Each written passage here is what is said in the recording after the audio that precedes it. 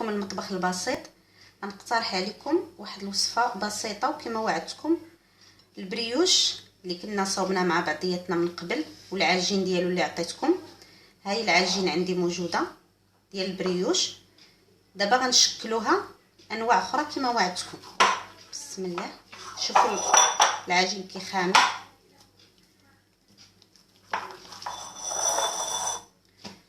غنديروا بريوش معمر.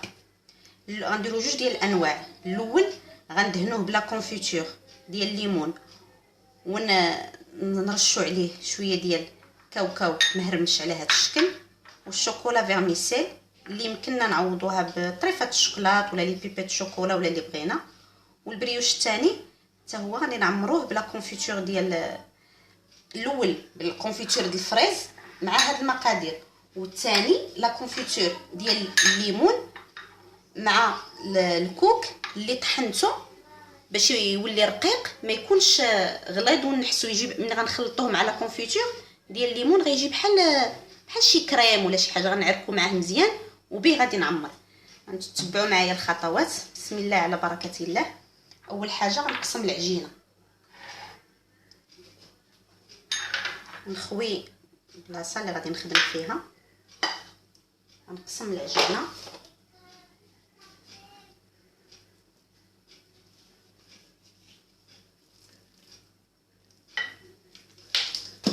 بسم الله. شفتوا العجينه كي خامره.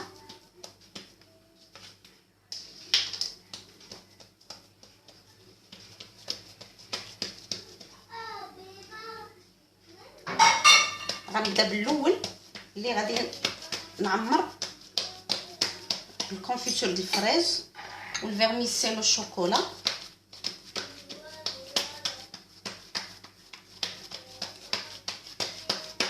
انا غنطلقو بالمطلق، غندير شويه ديال الطحين ونطلقو بالمطلق حتى هكا. راه طايع حتى هكا غيجيني ساهل. حتى الا ما بغيتش نخدم المطلق غيجيني ساهل، لان العجينه كما قلت لكم علاش انا كنفضل انها تكون عندي موجده من قبل.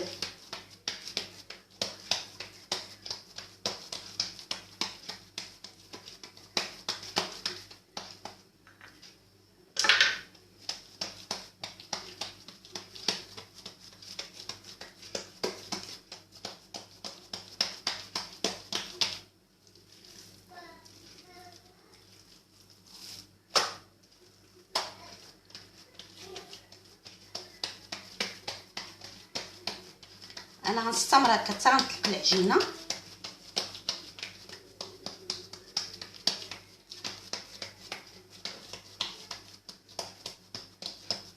شوفوا العجينه كي خامره.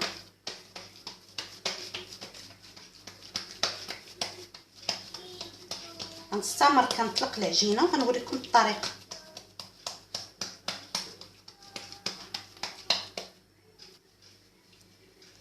نطلقها بهذا الشكل هذا. ما نرققش الوسط بزاف، شتي ما نرققش الوسط بزاف. مازال الجوانب واخا نرققهم لان الحشو غيكون الوسط. غنشد الاناء اللي غطيب فيه هاد البريوش وبيه غنشد العبار. كيخصو يكون 3 من هاد الاناء بحال هكا. غادي نعبر واش عندي 3 بلاتي. نبدا من هنا 1 2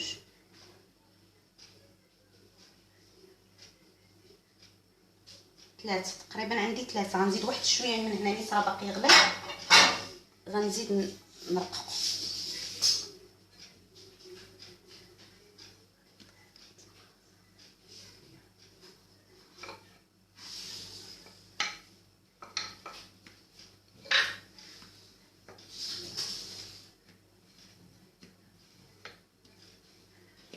دابا عندي العبار كما قلت لكم 3 ديال المرات من الاناء اللي عندي.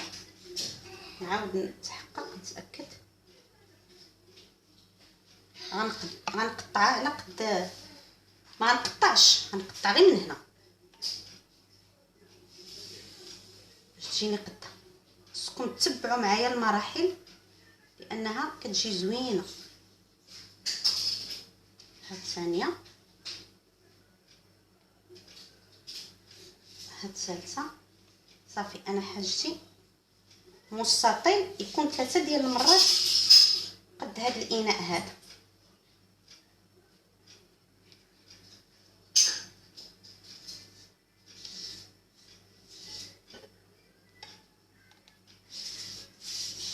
صافي هذا الفائض هذا غادي نحيدو ما نحاولش نجمعو ولا نعركو باش يجيني سهل، نحيدو غير بهذه الطريقه هذه، غير هكا نخليه.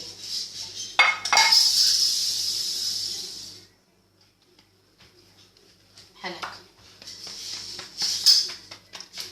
هاد 3 د المرات اللي عندي، هاد الوسط هذا هو اللي غادي نعمرو قلنا بلا كونفيتور ديال الفريز وبالكاوكاو وبالشوكولا. نبدا على بركه الله. قلنا هاد الوسط هذا ها هو راه ما مقطعش، ولكن بحال عندي مطبوع باش ما نفوتوش. ها هو رشمته. بسم الله.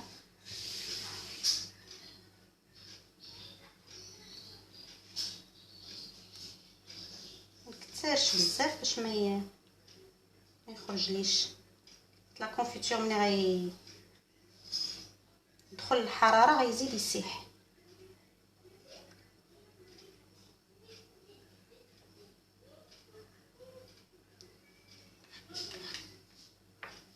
ندير الكاوكاو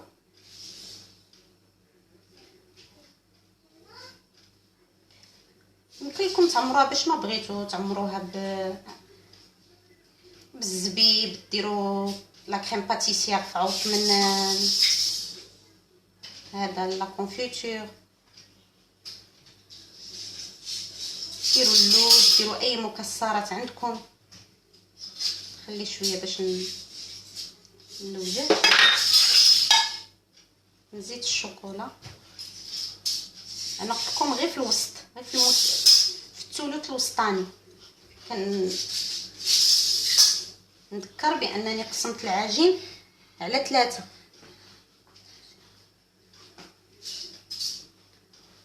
ماشي قسمته، غير عبرت 3. هذا ثلث وهذا ثلث وهذا ثلث على قد الاناء اللي غديروا فيه. دابا هاد الجوانب هادو انا غنوريكم كيفاش غادي نديروا لهم. غنشوف شي موس هنا، تبعوا معايا مزيان. غنبقى نجي لبلاصه الحشو وغنقطع. منين نقطع من هنا نعاود نقطع من هنا هاك. قد اللي قطعت من هنا خصني نقطع من هنا.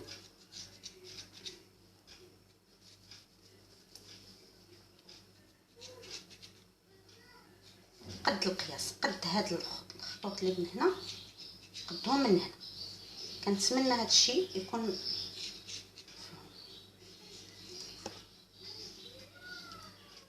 1 2 3 4 5 6. 1 2 3 4 5، يعني خصني 6 هنا و7 و8 و7 و8 خصهم يجيو قد. غنهز هذا الطرف الاول وغنديه لهنايا هكا، وغنجيب هذا وغنعاود نجيبو لهنا. كنتمنى يكون هذا الشيء سهل. كيخص هانتوما كنهز واحد من هنا وواحد من هنا بالتناوب. من هنا كنخالفهم. شفتوا كي كتجي الحشو. انا باقا كنأكد، عندكم اختيار تقطعوا التمر، ديروه الزبيب، اللوز اللي متوفر.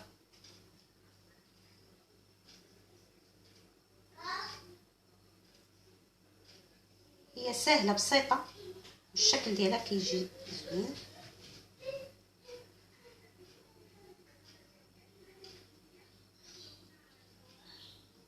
هكا صافي. دابا غتجينا قد المونيشن. هي ملي غتخمر وغتسميتو راه غادي يرتفع. دابا انا غنحطها في المول. بسم الله. ناخذ شي حاجه باش تساعدني باش نهز.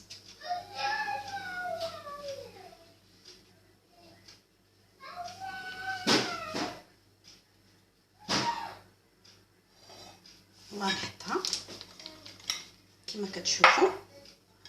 شفتوا كي جات؟ انا درتها صغيره، نتوما تقدروا ديروا ديك المول اللي كنديروا فيه الكيك ديال الالومنيوم اللي عنده شي واحد. دابا نوريكم اللي كنظن كيكون متواجد عند الجميع. دابا غنخليها تخمر، ومني غتخمر ويضاعف الحجم ديالها غندهنها بالصفر د البيض وغنطيبها.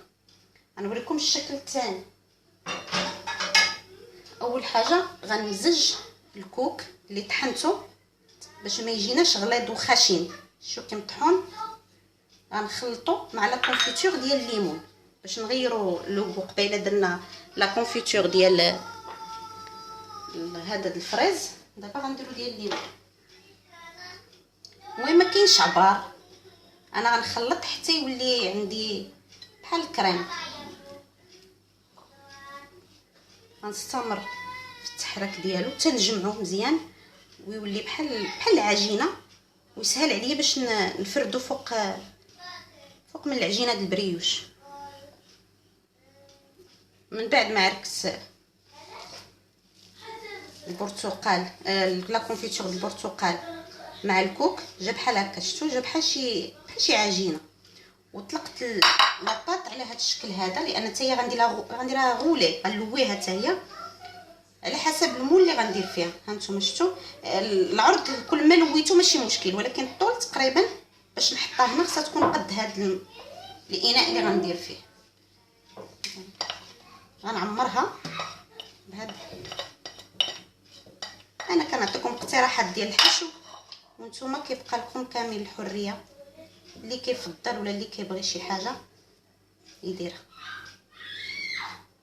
ولا كونفيتور ماشي ضروري ديروا مثلا ديال الليمون، ولا كلها يدير اللي عنده اللي موجود عنده النكهه اللي كيفضل. تقدروا حتى هي ديروا لها نفس الحشو الاولى، دهنوها بلا كونفيتور. ما غير باش نعطيكم اختيارات.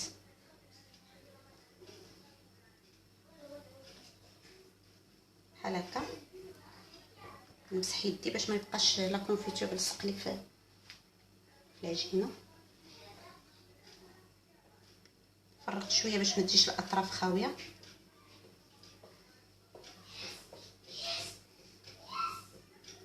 غنلفوها عادي، ما نوصلوش من القدام، ما نبداوش من الاول وفي الاخر عاوتاني ما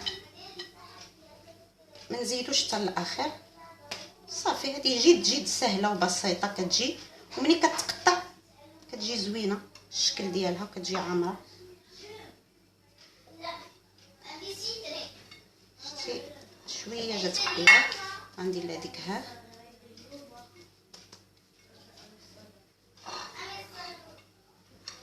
هانتوما كما كتشوفوا. ودابا شاطت لي شويه ديال العجينه، غنوريكم شي شكل اخر. الطرف ديال العجينه شاط. غنوريكم شنو هو. شوف خامر ورطب كيساعد. ملي كيكون خامر ورطب كيساعدنا. نقسمها على حسب. انا مع هذوك بجوج درتهم كبار، هادو غنديرهم لكم فردين، غنديرهم صغار.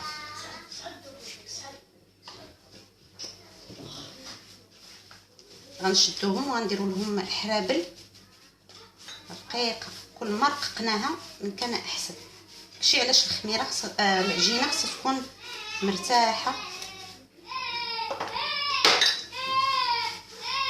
كل ما رققنا من احسن باش ما تجيناش غليظه.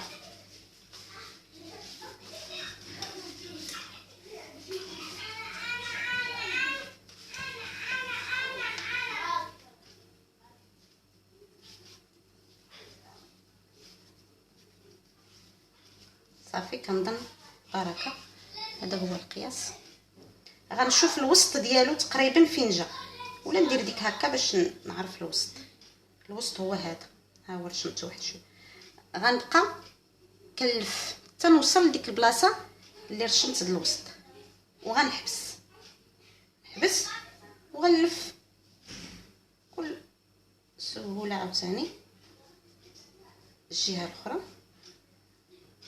هانتوما هي ملي غتخمر راه غتلتصق، ما يبقاش هذا الفراغ. وندهنوها بالصفر د البيض بحال البريوش كامل اللي كان الشكل اللي كنديرو، وغنرشوا عليها شويه الجنجلان، وغتجي شكل مغاير ومختلف. نزيدكم وحده شوفوا الطريقه.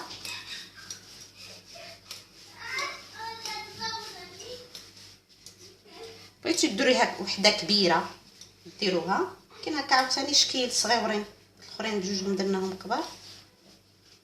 شوفوا الوسط فين جا هنا، نزيد واحد شويه.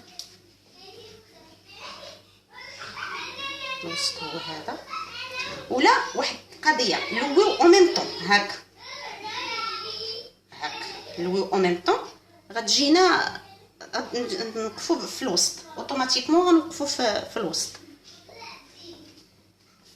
انا غنستمر على هذا الشكل. الاناء اللي قلت لكم، المول اللي قلت لكم، يمكن لكم ديك الليمون اللي درت انا دجاج تعوضوهم بهذا، حتى هذا كيجي مزيان. دهنوه بالزيت وشويه ديال الدقيق، وديروا فيه البريوش ديالكم اللي عمرنا، الشكل الاول ولا الشكل الثاني. غنستمر كنطلق العجين. بعد ما انتهيت، هادو هما الاشكال اللي جاو بثلاثه. هذا اللي عمرته بلا كونفيتور ودفرته على هذا الشكل، هانتوما شفتوا تبعتوا معايا. وهذا اللي لفيته على الكوكو ولا كونفيتور د الليمون. وهادو ديك شويه د العجينه اللي شطت لي درت بها هاد التشكيلات اللي كنتمنى يعجبكم. المهم انا غنغطيهم دابا وغنخليهم حتى يخمروا ويضاعف الحجم ديالهم وغندهنوهم بحال العاده وغندخلوهم للفران. الفران ما يكونش بارد. البريوش ماشي بحال الكيكه، ندفيو الفران واحد شويه ونقصوه ونشعلوه من التحت حتى نحسوا به نضج. عاد نشعلو غير نديرو العافيه من الفوق من البريوش غير يتحمر ويكون جاهز ان شاء الله. ونشوفوا معنا مع بعض النتيجه. هذه اللي بحال اللي ضفرناها اللي عمرناها بلا كونفيتور د الفريز والكاوكاو والفيرميسيل والشوكولا. هادو ديك الطريف اللي شاطنا ديال العجينه نتوما جا على هذا الشكل هذا. وهذه اللي عمرنا بالكوك ولا لا كونفيتور ديال الليمون. دابا غادي نزوقوهم حسب الرغبه. المهم انا غندير غابيل ديال داكشي باش عمرناهم. غندهنهم بالناباج،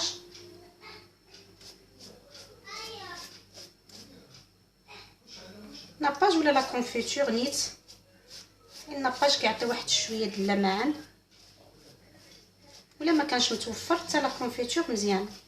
ولا يكتفي الواحد كاع غير الجنجلان ملي يدهنهم بالبيض يدير لهم الجنجلان. لا باز هي العجين تكون مخدومه مزيان. انا اللي ما شافش معايا الفيديو ديال العجين غنخلي الرابط اسفل الفيديو باش يعاود يشوف. هذه حيت درنا فيها الفيرميسيل والشوكولا، غنزيدها من الفوق فيرميسيل والشوكولا. جاو هشيشين ورطبين حيت العجينه كانت عندي خامره مزيان. هانتوما شفتوا. وديك الشيء باش كنعمروهم ديك لا كونفيتور حتى هو زاد رطبهم. هذه اللي عمرنا بالكوك والليمون معسل، حتى هي غنرشها بشويه د الكوك ونزوقها بشويه د الليمون معسل.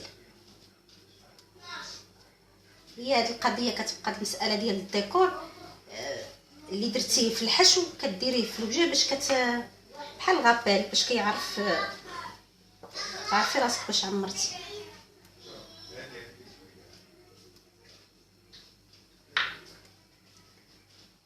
كنتمنى الخطوات كلها تكون واضحه. كما كنقول ديما الا غفلت شي خطوه ولا ما فهمش شي واحد شي حاجه انا راه الاشاره.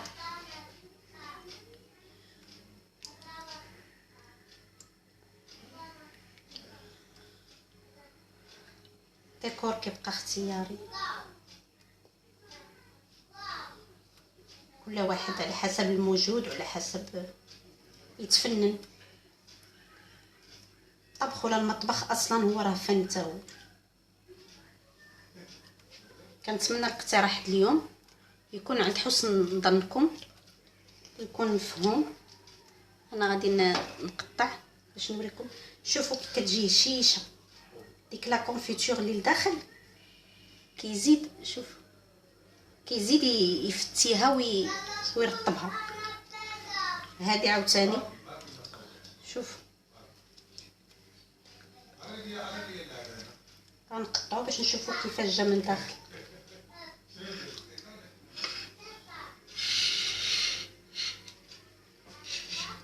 هذه بامكانكم تقطعوها هكا على حسب ديك سميتو، بامكانكم ديروها مائله. انا نقطع على هذا الشكل هذا. شفتوا الموس كيفاش كاين؟ واحد النصيحه مني، البريوش ديما تاكلوه بارد، لا البريوش ولا الكيكه، لان كل ما برد. شوفوا الموس كيفاش كاين، جا هشيش بزاف، والريحه ديال ديك الشيء باش عمرتو جا زوين.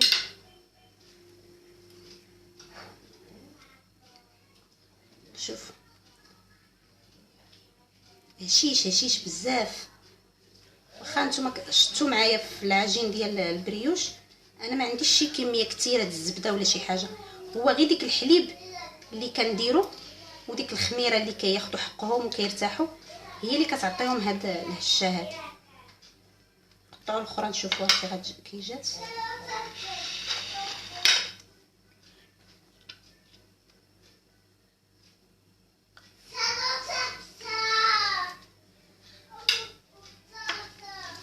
والحشو كما كنقول ديما كيبقى اختياري وحسب الموجود.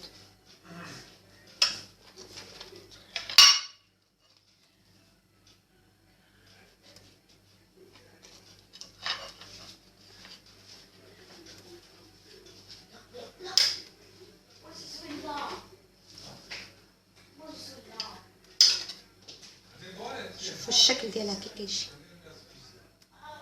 وما عرفتي هشيشه بزاف. اللي ما انا كنأكد اللي ما شافش الفيديو ديال العجين، انا غنخلي الرابط ديال العجين اسفل الفيديو هذا ديال البريوش.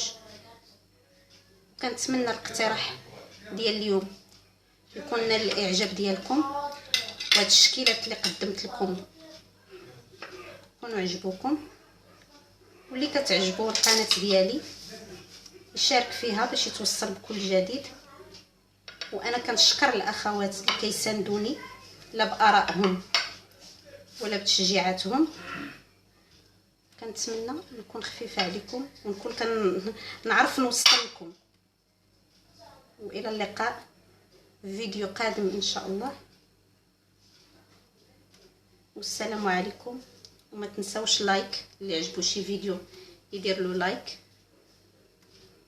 وهذه شو غير شطنا غير العجينه، هانتوما شنو صاوبنا منه. الا غفلت شي خطوه انا مستعده نجاوبكم، خليوا لي في الكومونتير وانا نجاوبكم بالصحه والراحه. والسلام عليكم.